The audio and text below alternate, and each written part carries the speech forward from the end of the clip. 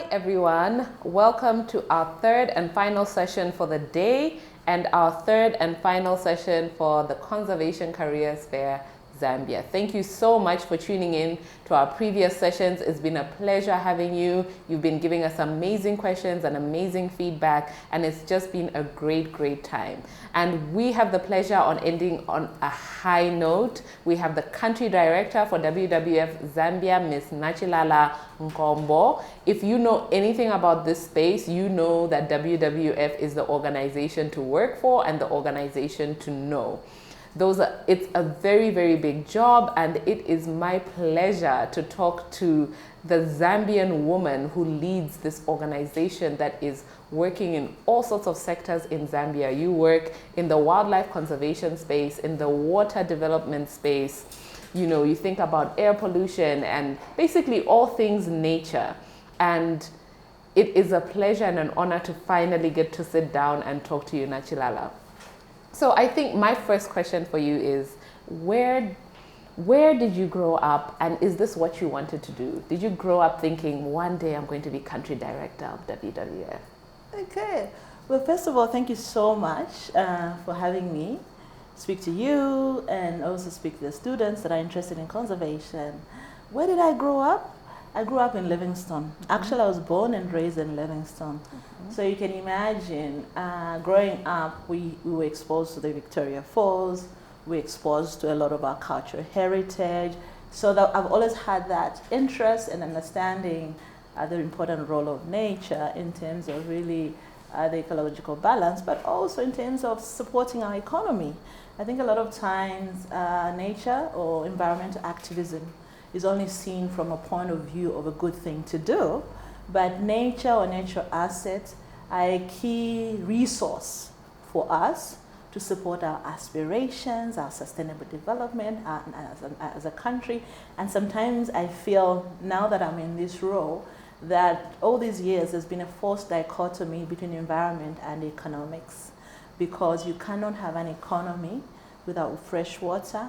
You can't have healthy people without healthy forests that also provide us water resources, that also provide us clean air. So yeah, I mean, that's me growing up. I grew up in Livingstone. Did I see myself doing this work? I remember when I was at a convent school in Shivuna, Monze, our careers master asked me, what do you want to do, after secondary school? I said to myself, I wasn't very clear. I knew what subjects I was good at. I was fairly good in terms of a range of subjects from a natural science perspective, but also from an arts perspective. And I said to myself, I think I want to be a computer analyst. I think at the time, in the late 80s, it was when, like 88, 89, that's when the computer revolution was starting. So for me, it was something fascinating, and I thought, wow, we could do big things for our country with this tool. But then later on, I went to University of Zambia from high school, where I studied economics there.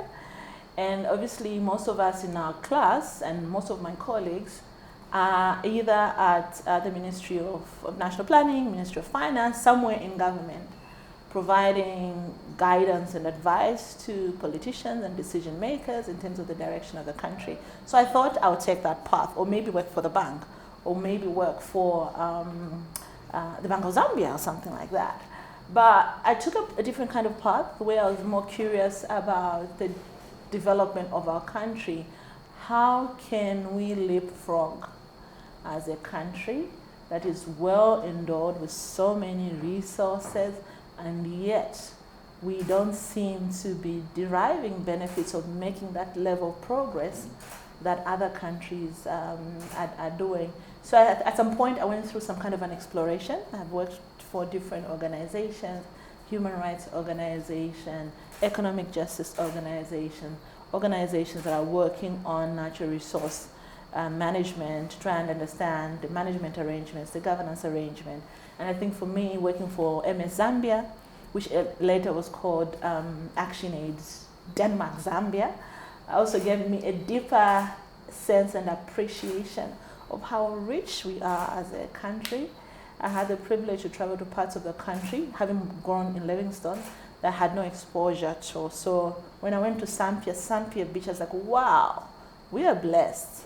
I had an opportunity also to work with communities whose livelihoods depended directly on these natural resources, on forestry, from Lukangaba in Luapula to Iteji. So my interest in conservation and natural resource management grew there. And I knew that our people out there in rural areas have so many resources, but are living side by side with poverty, and it's wrong. So I have continued working in the area of public policy to try and influence how political decisions, resource decisions are being made to improve the welfare. So before I did this job, I was working for an organization called the One Campaign. So the main objective of the One Campaign was to influence global and national policies to end extreme poverty and disease. So I had a privilege again of working in various African countries, from Mali to DRC to Nigeria to Kenya, and tackling and supporting civil society organizations, sort of strengthen their voices in terms of influencing investments and decisions that are being made in their country, so that no one is actually left behind. And obviously when I was tapped for this role, I said to myself, okay, interesting. I can go back to Zambia and make a direct contribution. So that's how I found myself here. Yeah. Thank you so much for that. If you were wondering how Nachilala got the job, I think she has answered it. She has a breadth of knowledge and experience. And I really love that you pull from different disciplines, you know, starting off as an economist, born and raised in Zambia, and going through the Zambian education system. One of the things I think people think is, oh, if you work in conservation, maybe you're from an exotic place and an exotic education, but you know about Zambia, you were educated in Zambia. And I think it's important out there, a testament to the quality of the Zambian education system and the kinds of people it has brought to the forefront. So you mentioned, as I just alluded to, pulling from different disciplines and carving this path. It sounds like you've had a great time traveling around the world and figuring out what you like to do. What do you find most exciting about your current role now? Now I don't want to say you've arrived, because I think you've just started the next journey in your story, but you're pulling from, like you said, the One Campaign and from ActionAid, from MS Zambia, from all of these different experiences. What is now exciting to you working in this role? Well, the beauty about this current role that I have right now is that I get to build on the things that I've done previously. I continue to work on a policy level to give the environment a voice, and to give our recommendations and suggestions based on our research and science to policymakers. But also I feel that we are pushing an agenda that is actually empowering, not disempowering, to the Zambians, including the poorest. And most of the times initiatives to eradicate poverty are initiatives that sort of maybe focus on a handout perspective. But what we're saying is that, look, as Zambians, we have no business as a country and as local communities to be poor. We have our natural resources. And so one of the exciting things about my work is how we facilitate as WWF methods for sustainable management of these resources, a better understanding of the value of these resources. Why should one, if the same forest or same tree that grows in Zambia deliver more value and benefits to a non-Zambian that doesn't deliver for a Zambian, okay? And when we start transitioning and making sure that really we can create economic opportunities around nature that deliver opportunities, enterprise, jobs for economic empowerment of our people, then more of our people will be at the forefront of protecting the natural resource. So I think from that perspective, I'm excited about this job. I am grateful about this job because it gives me that field level experience and experience to test models and approaches and bring that to my policymakers and say, this is working here. Can we bring it to scale It's working in Siomangwezi. Why don't we take a national approach? It's working in Kafue. Why do we, for example, in Kafue, we have a project called Kafue Connected Conservation. It draws on the power of the internet to try and improve connectivity and to support enforcement of law enforcement efforts, right? But it's a small project that is making a difference for that section of a park. And our wish as WWF is that we should have the same kind of system across the whole park and all national parks in Zambia. I mean, just also having the opportunity to get out there. At one, there was a lot of research work I was doing, speaking engagements, partnership collaborations and all that. I still do a lot of that here, but I feel the ability to present a tested model is very powerful in trying to bring about system change. Yeah. Thank you.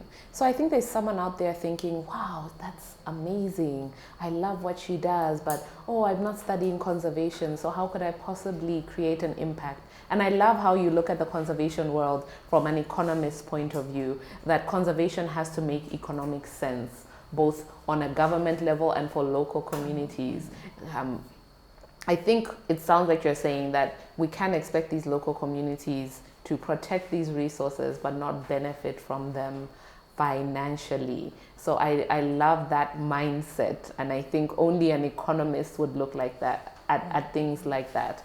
But towards the tail end, you mentioned, travel and policy making and just what your previous role looked like. So what does a day in the life of Nachilala now look like? Oh my goodness. Yes. Lots of Zoom calls.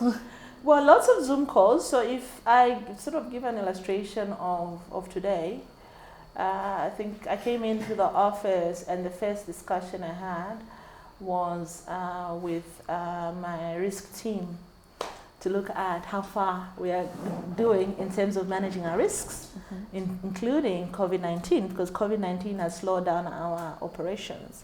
And then I also had a conversation with the Ministry of Water regarding us moving forward, the Water Resources Protection Agenda. As you know, we've been researching, advocating, and lobbying for the government to move in quickly to protect threatened water sources and water bodies. So I was actually very happy because I was at a meeting where Ministry of Water Development brought a number of stakeholders that are involved either in environmental protection or in activities, developmental activities that negatively impact the environment. When I'm not doing that, I am basically part of the global leadership team.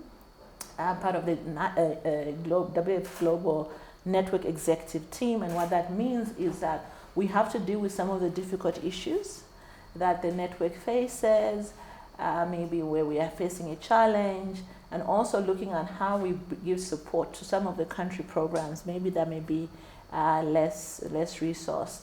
I spend a lot of time with my teams in terms of planning and strategizing and looking at how best we use our resources.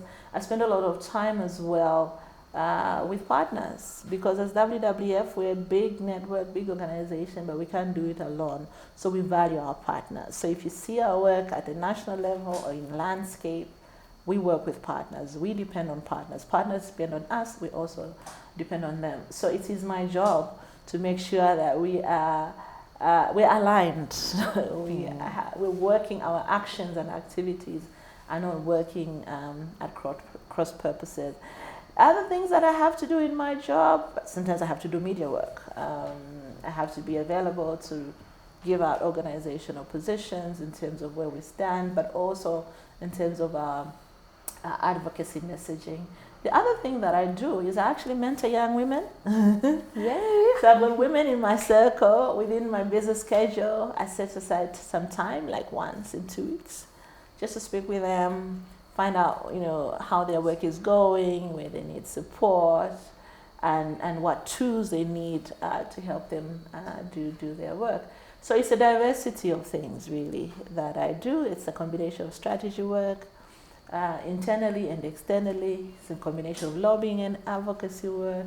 It's a combination of just general management work. I have to make sure that we are compliant with our donor rules, with WWF International, the challenge of being part of a large international network. There's even more added rules in terms of making sure we keep the standards of operation that WWF International expects.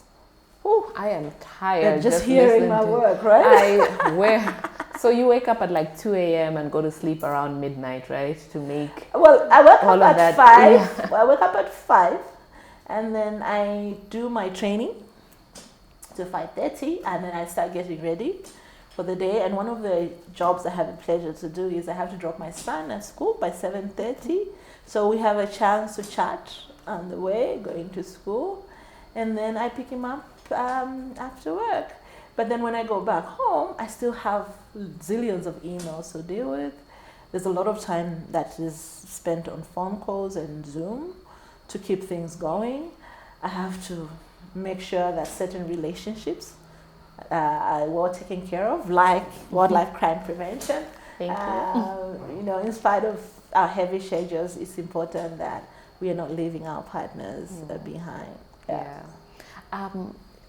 Just going back a bit, you mentioned part of your role, of course, is being on the global leadership team as WWF and looking at what's going on globally, but also then looking at what's going on a domestic level and some of the challenges that you have or we have as a nation, especially like you mentioned, water resources, which something WWF Zambia has been championing with their work in the Kafue Flats and with their work to save the Luangwa. What do you think are some of the main priority areas in conservation in Zambia, especially if we think about the next generation of conservationists? What are some of the projects or areas you think they could focus their attention on? I would say that when you look at conservation or nature, there are so many subsectors. And I feel if I say let's focus on wildlife conservation, we'll do a disservice to water resources protection or forest conservation or even soil conservation or agriculture. I think we should be looking at a future in conservation where we really strengthen the ability for multidisciplinary teams to work together to deliver shared impact. So one of the things that you'll see in our new strategy as WWF is that we're building on the work that we're doing, but we're introducing new areas of work and strengthening our capacity to actually intervene. What am I talking about? We want to be relevant to the overall system. We don't want conservation to be on the periphery. We want conservation to be at the center of our development model in terms of how we're moving forward, so that there should not be any conflict between environmental protection and our developmental aspiration. So core work, we are going to continue to work on protecting species that are endangered, wildlife species, forest species, freshwater species, because we know that if we do not stop the extinction, right, when wildlife goes away, more things go away beyond the wildlife. It's livelihoods of people, it's economic benefits, it's government revenue. You may already know that the economic impact of COVID-19 because of reduced tourism activity is almost $100 million. That's a lot of money, okay? That's a lot of money. And 2 weeks ago, we were in the Kafue Flats and Kafue National Park, and we were being told that every year that national park raises about $3.5 million United States dollars in government revenue. So if we underinvest in protecting our wildlife, if we underinvest in terms of the infrastructure that enables a park to be visited all year round, we're taking away jobs. It's as simple as that. We're also taking away the privilege for our children, our children's children, to benefit and to enjoy these sort of resources. So yeah, we're going to focus on the wildlife bit and the forest bit, but we want to really bring in a stronger sort of economic angle. How do we really make sure that there is a better gain from tourism than we are doing now? So when we compare the revenue, I've mentioned close to 100 million made in Zambia being threatened. Other countries are close to billions. So what are we doing wrong, right? And for us to be able to get to the capacity of Tanzania of Zimbabwe, of Kenya. It means that I need a team here at WWF that's looking at the ecological aspects of things, the biologists, the anthropologists, but also experts in the finance field, okay, who understand financial markets and financial flows. Because guess what? Some of the biggest threats to biodiversity is investment flows that come in. And suddenly you hear there's a mine that's proposed in a protected area, or there's a big building that's proposed in a particular area that's important for biodiversity conservation. So the other key area we'll be looking at is we'll continue working on freshwater protection, because it's important for every economic sector, and also in terms of the environmental balance. But looking at energy security as well, we've got some projects that are trying to address the energy challenge for this country. So we want, as WWF, to be part of the energy solution, but we're looking for a sustainable energy solution. We have been campaigning against dams, because quite frankly, our country is already over-dammed. And when you dam a river, it means you interrupt its free flow. Okay, so the person damming will get more water, but the people downstream who are doing agriculture, who are doing fisheries, who are doing tourism and other economic activities are affected. So we'll continue to advocate for free-flowing rivers and reduce damming. But we know that just stopping dams is not the solution. We are going to actually, we've been engaging with the Ministry of Energy in terms of how they can improve the enabling environment for a large-scale development of solar solutions, large-scale development of wind energy, and other alternative sources of energy, including from waste. So that at least the energy deficit that the country is facing is met. We do not believe that depending on hydropower is going to be the panacea to load shedding. We know the climate change is a reality. We have lots of dams that we can't fill. So in terms of being wise, we want to support the government policy to diversify, but to get some of those ideas off paper. And so one of the programs we have is a financial instrument that invites private sector organizations to develop bankable nature-based solutions to developmental challenges. So energy is one example. Food insecurity is another one. So it provides this platform, this opportunity to support feasibility studies that can go into helping big companies like Zambia Sugar Zambia to transition in terms of how they produce, so that their footprint is actually reduced while they continue producing the food that they produce in a sustainable way.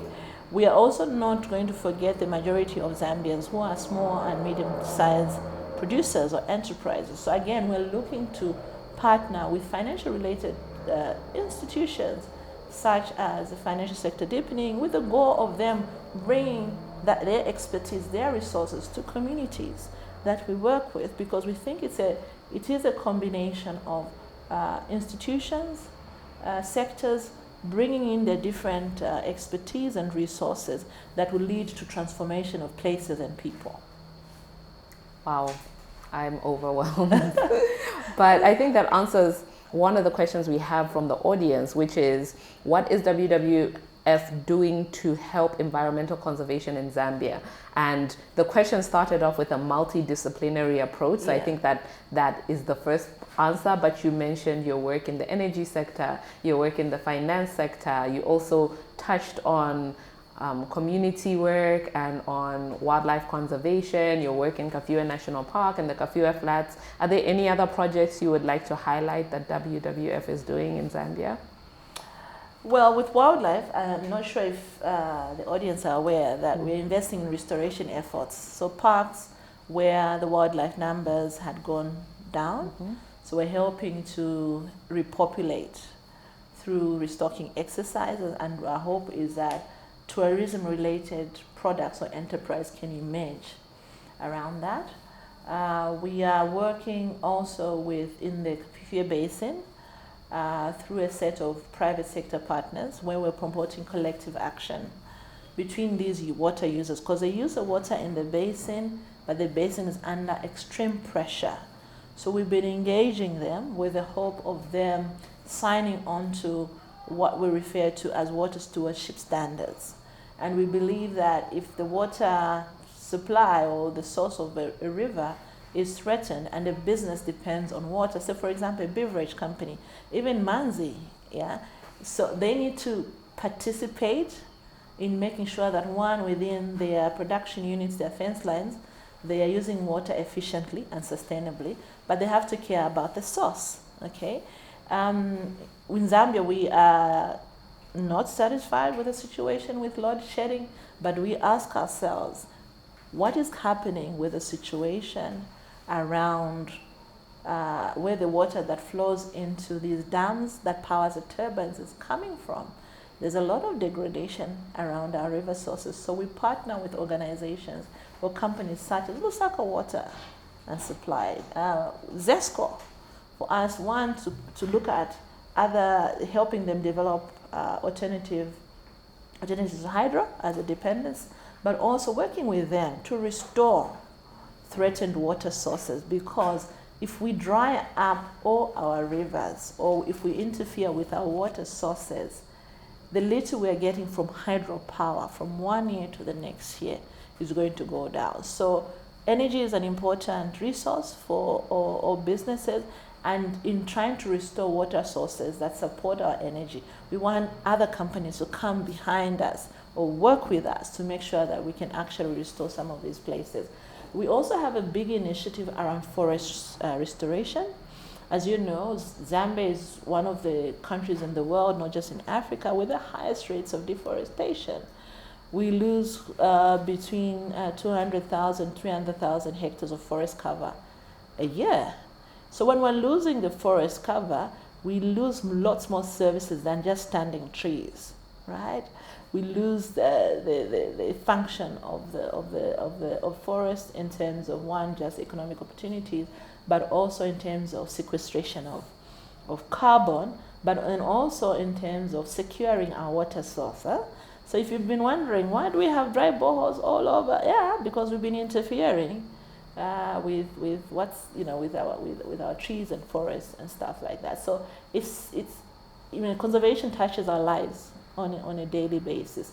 So our agenda on forest restoration is to try and engage government and local communities to identify forests that have been lost or degraded, that are not functional, and implement efforts to try and restore and make sure that the communities can access those, but use those resources in a more sustainable way.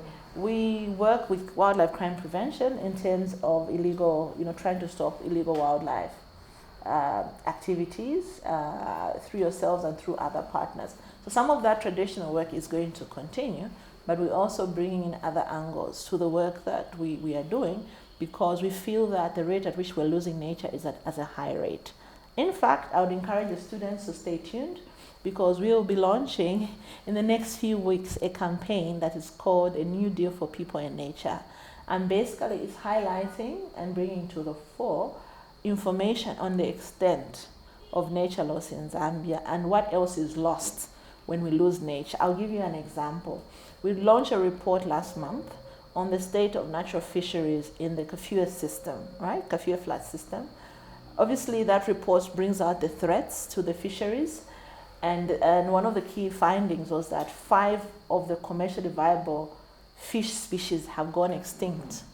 So when something that's commercially viable goes extinct, it's enterprises that go extinct, it's jobs that go extinct, it's livelihoods that go extinct. So we need to wake up, okay? We need to wake up and not be indifferent anymore in terms of how nature is being lost. Yes, we need to have developmental activities. We agree, we support, we want people's lives to be better off and be transformed, but let's use the resources in a more sustainable manner.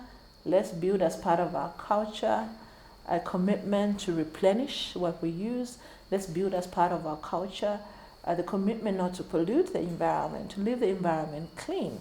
Because if the environment is polluted and it's not clean, guess what? Your health bills just go up. So these are some of the angles that our new campaign to try and call on the government to stop nature loss. But that doesn't mean no using nature. No, we're just saying let's stop the illegal activities, let's stop the rapid rate of nature loss, and let's take care of nature or our nature bank the way we take care of our cultures in the bank account.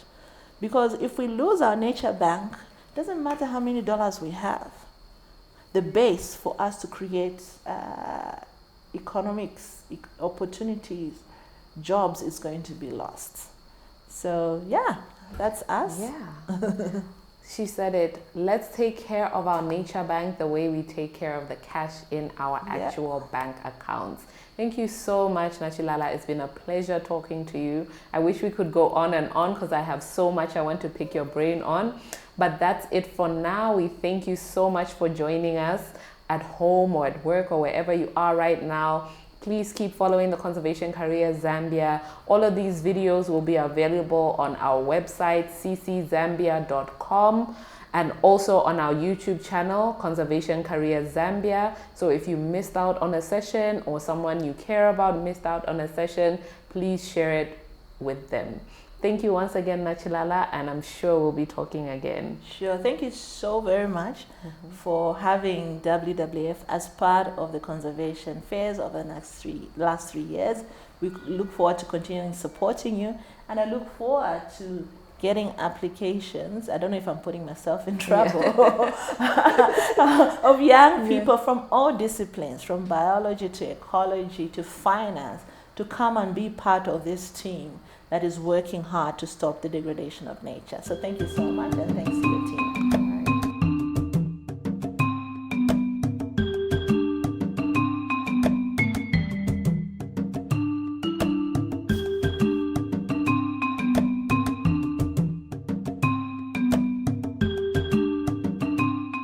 Hi there.